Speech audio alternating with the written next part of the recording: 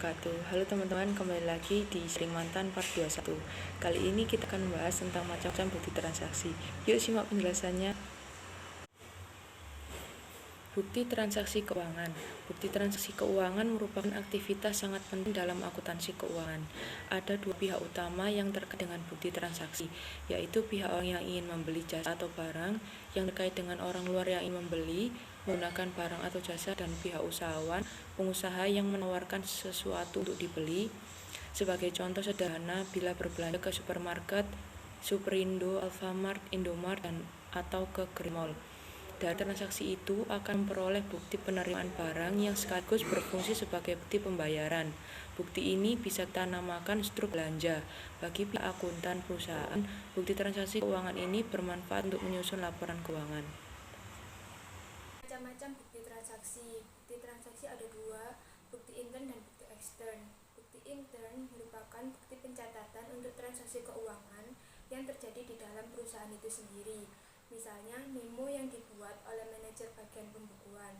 Yang kedua ada bukti ekstern, merupakan bukti pencatatan untuk transaksi keuangan yang terjadi antara perusahaan dan pihak lain di luar perusahaan. Misalnya bukti pengeluaran kas, bukti penerimaan kas, bukti penjualan, dan bukti pembelian.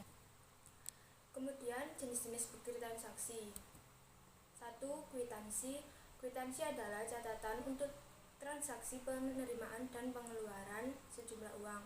Kwitansi merupakan bukti keuangan sangat umum dan dikenal luas. Setiap kita ingin membayar sesuatu, barang atau jasa, atau urusan keuangan lainnya, biasanya selalu dibutuhkan kwitansi. Yang kedua ada faktur. Faktur merupakan bukti transaksi keuangan pembelian atau penjualan barang dagang dengan jumlah yang relatif besar dan bervariasi. Karena jumlah dan variasinya sangat banyak, maka pembayarannya biasanya dilakukan dengan cara diangsur atau secara kredit. Pembelian modal diangsur atau kredit sudah biasa dilakukan dalam berbagai usaha atau dagang. 3. Nota debit. Nota pemasukan atau debit adalah bukti transaksi pengembalian barang yang sudah dibeli atau retur pembelian. Nota debit dibuat oleh pihak pembelian dalam usaha atau bisnis terkait dengan barang. Seringkali barang diambil terlebih dahulu dan diantar pihak penjual. 4. Nota kredit. Nota kredit sebenarnya secara prinsip kebalikan dari nota debit. Nota kredit adalah bukti transaksi penerimaan kembali barang yang sudah dijual atau retur penjualan. Nota kredit dibuat oleh penjual ketika barang yang dijual dikembalikan oleh pembeli.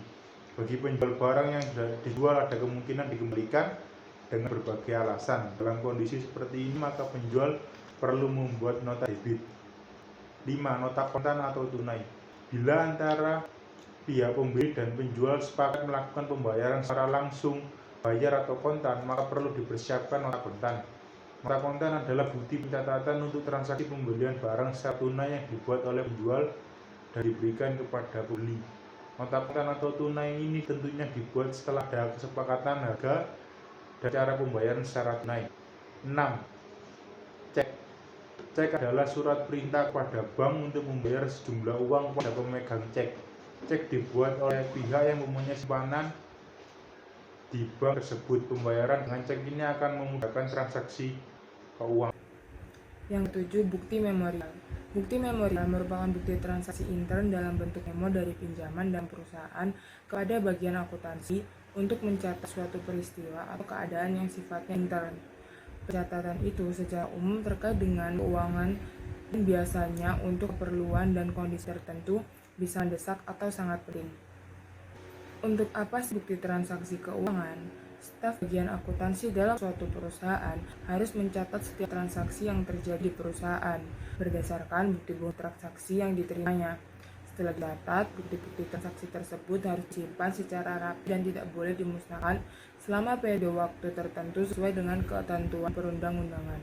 Dalam bisnis perlu ada pencatatan keuangan yang teliti, rapi, dan sistematis dan mudah dimengerti oleh pihak-pihak terkait termasuk pihak yang mendanai usaha kita.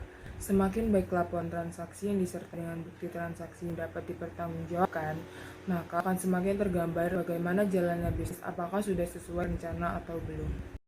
Sekian materi Sharing Mantan Part 21 kali ini. Semoga ilmunya bermanfaat untuk teman-teman semuanya.